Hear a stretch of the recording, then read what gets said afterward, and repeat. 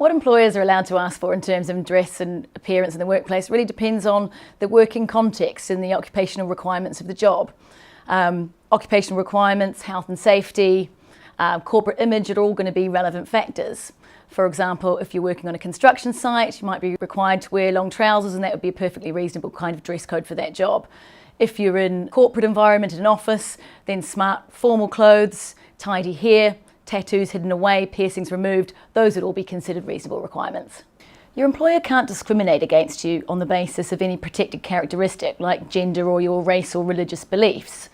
Your employer can differentiate between men and women in relation to the dress code, but they need to be really careful. For example, a dress code might require you to dress smart and have a corporate image, but that shouldn't necessarily translate for women to wear short, tight skirts and high heels.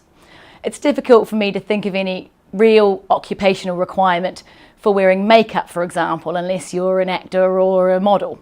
Certainly, any employer shouldn't be making any kind of derogatory or disparatory comments about your appearance or your dress.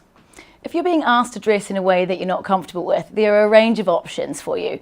First of all, I would suggest that you have a look at the dress code policy so you know what your employer's expectation of you is on paper.